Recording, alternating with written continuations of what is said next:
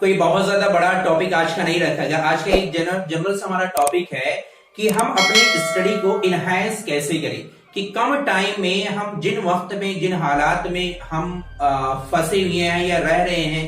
क्योंकि आज का जो टॉपिक हमने रखा हुआ है कि कैसे हम पढ़ाई करें, क्या तरीका अपनाएं, क्या स्ट्रेटेजी बनाएं, क्या मतलब अपने रूल्स निकालें, क्या टाइम टेबल निकालें जिसको हम पढ़ाई करके मार्क्स को अच्छे ला सकते हैं। तो मैं एक बात पहले ही क्लियर कर दे रहा हूं यहाँ पे कि मैं ऐसी कोई ये नहीं बताऊंगा कि आप ये टाइम टेबल फॉलो कर लो, आप इस टाइम टेबल के अकॉर्डिंग सबसे ज्यादा मार्क्स लेके आए। क्योंकि मुझे हर एक बच्चे की जो सिचुएशन है, जिन हालात में रह के आज के वक्त में वो पढ़ाई कर रहा है, मुझे नहीं मालूम कि अक्सर आज के वक्त में पढ़ाई के लिए कौन किस हालात में रह के पढ़ाई कर रहा है। मैं हर किसी के बारे में राय नहीं दे सकता, क्योंकि कोई हो सकता है कि अच्छी खासी एसी चल रही है, सोफा है, लाइटिंग है, सारे फैसिलिटी है, वो काफी बेहतर तरीके से पढ़ाई कर रहा है। और एक वो भी बंदा हो सकता है जो स्ट्रीट लाइट के नीचे बैठ के आज भी लोग पढ़ते हैं, आज भी पढ़ते हैं ऐसे लोग। कुछ ऐसे भी हो सकते हैं जिनके लिए कारोबार भी जरूरी है, बगैर उनके घर का खर्चा नहीं चल पाएगा, वो अपने घर का खर्चा भी उठाते हैं। ऐसे भी पढ़ने वाले के जज्बा मौजूद है। तो मैं उनको तो ये तो नहीं कहूंगा ना कि आप ये काम छोड़ के फिर आप पढ़ाई करने के लिए आओ। हाँ, ये जरूर कहूंगा कि थोड़ा वक्त कम दो, थोड़ा सा हो, पर एक महीने की बात है, 30 से 35 दिन की बात है, 40-45 दिन की बात है। हार्डली अप्रैल में आपके एग्जाम 10 ऑफ मई तक आपके बिल्कुल पैकअप हो जाएंगे, खत्म हो जाएंगे। स्टेट बोर्ड तो उसके पहले ही खत्म कर रहा है, तो आपके लिए तो और ज्यादा कम टाइम है। तो कुछ टाइम के लिए अगर आप मैनेज कर पा रहे हो तो उसको जरूर करो और हर हाल में करने की कोशिश करो। क्योंकि अब जो आने वाला वक्त है ना, अगर आप पढ़ाई किए रहोगे तो आगे जरूर बढ़ोगे। फिर अगर आपके अंदर काबिलियत है तो कोई भी आपको रोकेगा नहीं। अगर आपके अंदर हुनर है तो आप कभी किसी के सामने झुकने वाले नहीं बनोगे। अगर आप पढ़ाई वही वो चीज है जो इतना बड़ा आज इन्वेंशन करके बराबर कर दी। इतनी बड़ी सारी चीजें टेक्नोलॉजी हमारे सामने देखी। अब अगर आप पढ़ाई करोगे ना तो अब आप आगे बढ़ोगे, जरूर बढ़ोगे, हर हाल में बढ़ोगे। इसलिए कह रहा हूं कि आप एक चीज याद रखो, आप अपने बारे में बेहतर जानते हो कब आप फ्री हो, कब आप टाइम ज्यादा दे सकते हो, कब आप टाइम कम दे सकते हो, किसको टाइम, कौन सा टॉपिक आपको नहीं आता है। तो कुछ चीजों को बेटा आज के ये याद रखो, कुछ चीजें बिल्कुल क्लियर रखो। आपका टॉपिक अभी करंट में कितने लेवल तक तैयार है, कहां तक आपकी प्रिपरेशन हो चुकी है, जहां से अगर क्वेश्चन को पुटअप किया गया तो आप क्वेश्चन को फिर मिस नहीं करोगे। क्योंकि ये तो आप जानते हो, मैं नहीं जानता हूं दोस्तों।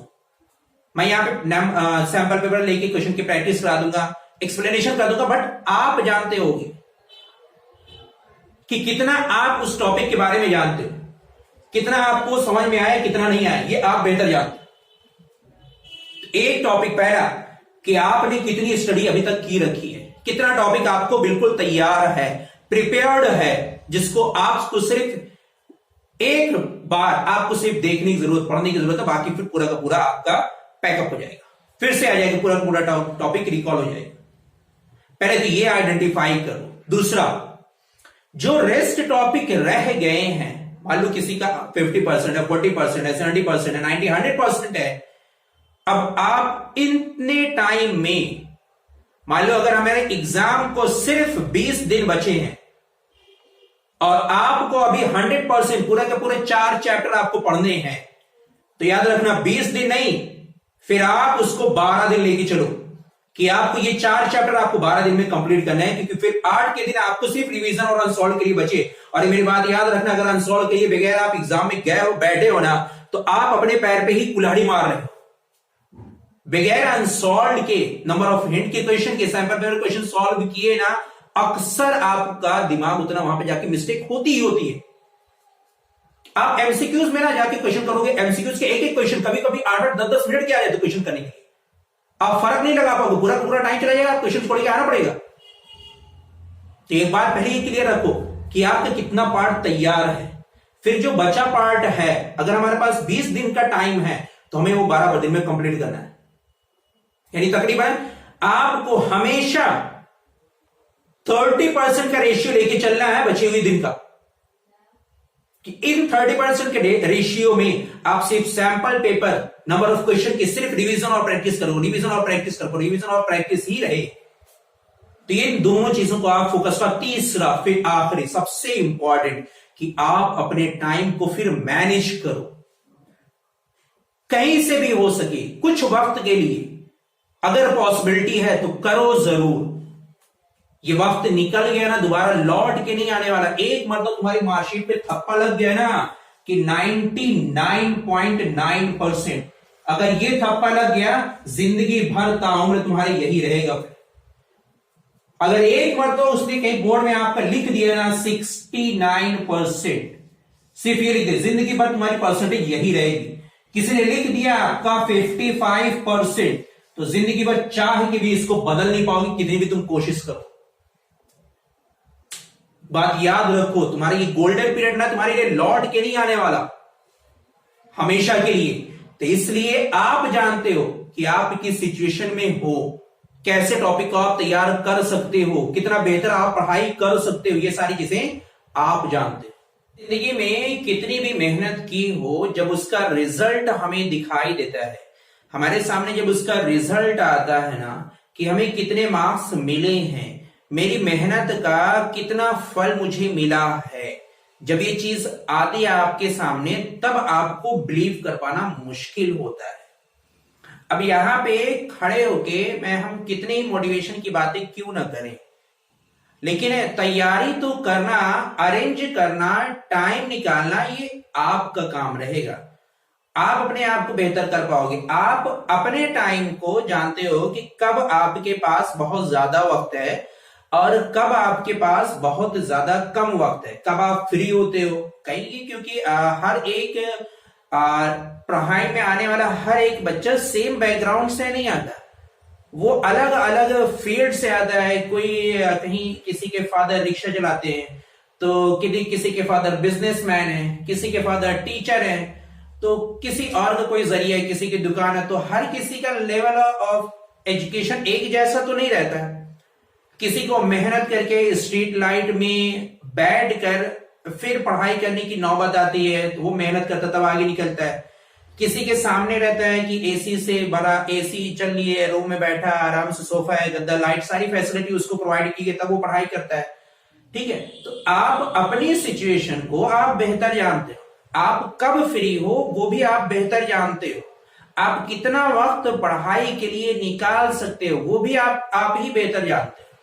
तो मेरा आज का सिर्फ मकसद ये नहीं है कि मैंने जो बता दिया उसको आपको फॉलो करना है, नहीं, मैं आपसे ये भी कह रहा हूं, मेरी रिक्वेस्ट भी है कि आप अपने अगर पढ़ाई करना चाहते हो तो मेरी एक बात अब याद रखो कि पढ़ाई ना बेटा अब आपको अगर मिडिल में रहकर करनी है तो मैं तो सजेशन देगा कि आप एक्स्ट्रा ऑर्डिनरी ही बनो बेटा, क्योंकि पढ़ाई से अब आप कुछ बनोगे, वो वक्त अब धीरे धीरे सब गायब हो जाएगा।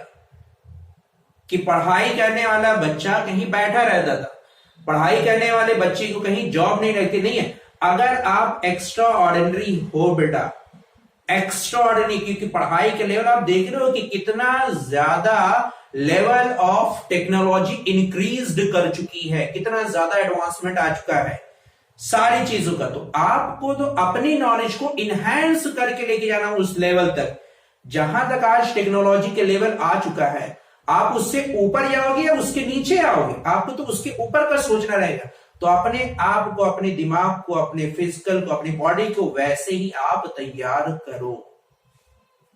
तो इसलिए कहता हूं कि टाइम पीरियड बनाने से बेहतर है बेटा पहले आप अपने आप को जज करो कि आप कितने बेहतर तरीके से टाइम निकाल सकते हो। कहीं ऐसा ना हो कि वक्त गुजरता हुआ चला जाए और आपको पता भी नहीं चले, क्योंकि अक्सर दिमाग में रहता है ना कि आज नहीं कल एकदम पढ़ के बराबर कर देंगे, बिल्कुल कल पढ़ लेंगे, आज हम बस सो जाएं और कल हम सुबह उठेंगे, पूरा हर चैप्टर पूरा कंप्लीट कर देंगे। 2 चैप्टर हम बिल्कुल कंप्लीट कर देंगे, 3 चैप्टर का हम पूरा कर देंगे, ठीक है ना। और अक्सर ऐसा होता है कि सुबह इतनी अच्छी नींद आती है कि बिल्कुल बस सो नींद में ही चला जाता है, पूरी पढ़ाई आपकी वहीं पे खत्म हो जाती है, ठीक है। तो ऐसा भी पेंडिंग नहीं करना है, क्योंकि अब तो कुछ ही वक्त आपके सामने बचा है।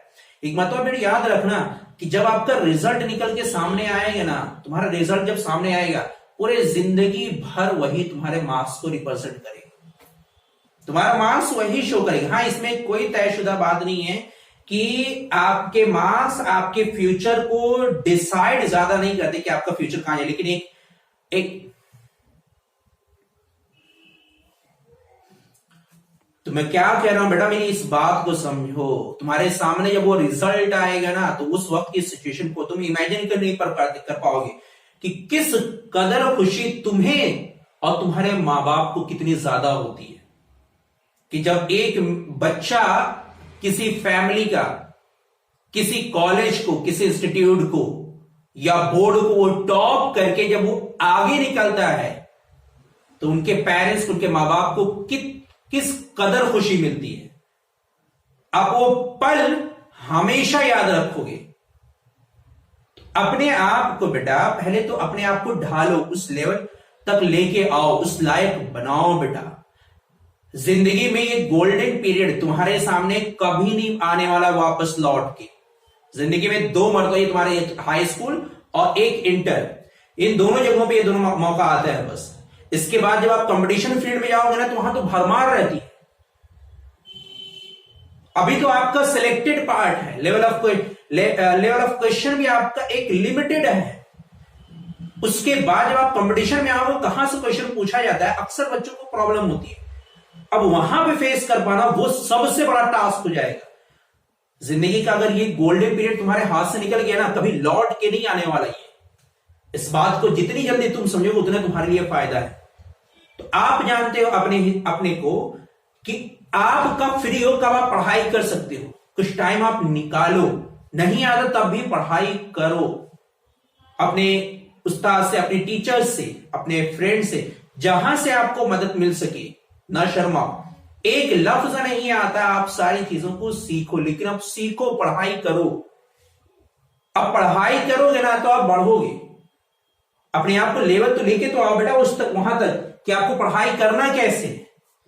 अब मैं यहां पे टाइम टेबल बना दूं ना, कोई दिक्कत नहीं है। मैं कहूंगा 45 मिनट ये पढ़ो, 2 घंटा ये पढ़ो, 3 घंटे ये पढ़ो, 2.5 घंटे ये पढ़ो। अरे नहीं मेरे भाई बेटा, आप जानते हो ना अपने आप को कि आप कब फ्री हो, कब आप पढ़ाई कर सकते हो। हाँ, ये जरूर कहूंगा कि अगर आप पहले 1 घंटा पढ़ाई करते थे, अब 1 घंटे से आपका नहीं ज्यादा कुछ होने वाला।